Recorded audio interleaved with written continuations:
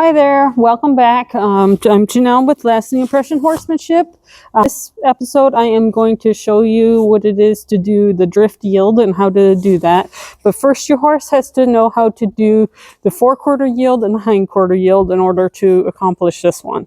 So as long as your horse is proficient in those two, then we can go on to this drift yield or side passing, okay? So when I'm doing this, I've got to get my body in the correct position, so I need to be about where my horse's shoulder is. I have to have my rope short enough that I can have contact on it if I need to. And what I'm going to do is I'm going to ask him to move away from me by putting my energy and stuff towards him. So if I were to walk into him and have my energy go like this and tap towards him, I'm going to get him to yield his hindquarters. I can do that by lifting my rope up, that gets his hindquarters to step out, and then I can get his forequarters to step over by kind of blocking his front end here with the stick, and that will get him to step over completely sideways and do a complete drift yield and a complete side passing yield there.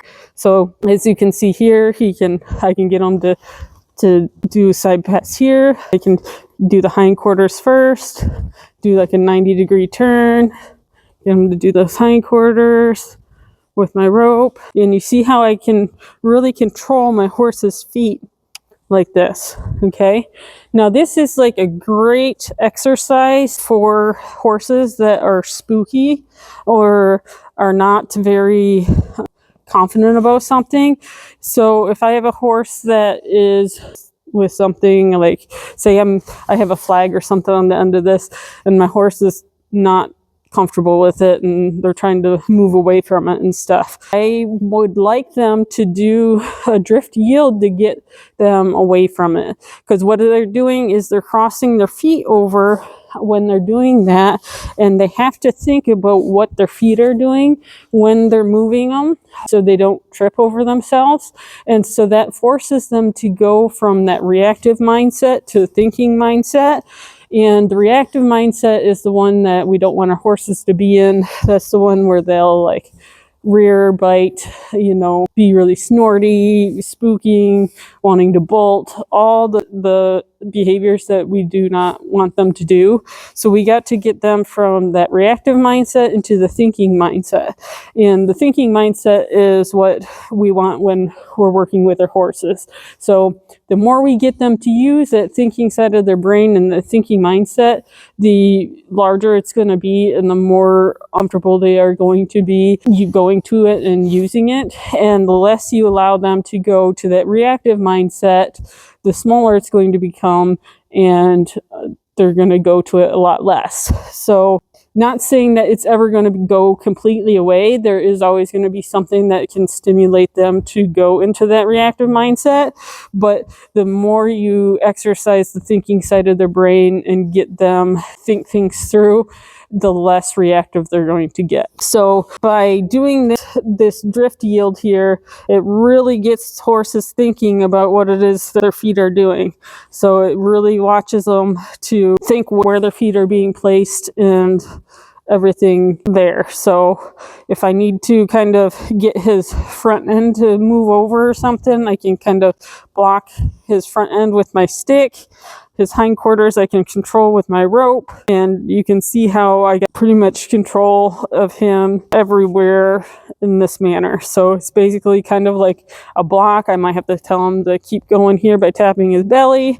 It's just kind of a combination of being able to kind of do a correct feel and timing and stuff along those lines. So I'm going to make this look extremely easy. I'm not going to lie.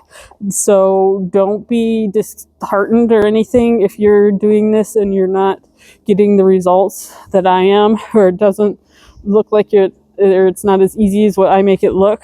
It's not. So trust me, I've just been doing this a long time. So I make it look very easy, a lot easier than what it really is. But like I said, this is an excellent exercise that I like to do with the horses to get them to switch those mindsets from the reactive side to the thinking side of their brain. And this is one of the 5 basic yields that I teach my horses, and that is kind of just the basics that I teach them from the very beginning. So that is last yield that I'll show you, and that is the final one of like the forward yield, the forequarter yield, the hindquarter yield, and the backing, and then there is the drift yield too. So I think that was everything that we kind of covered. So I'll kind of go over different exercises then that I do as well on the ground to get my horses ready and work with them that way too. And, you know, kind of continue on with the process of teaching a horse how to start under saddle and so on and so forth. I can go over different issues that people kind of have as far as, like, say your horse doesn't want to stand at the mounting block or something along those lines. I'll make up different videos and clips of different things that are pretty common that people have happen and how to go about fixing it and kind of go from there. So otherwise, just continue to follow along and we will see you next time. Thanks.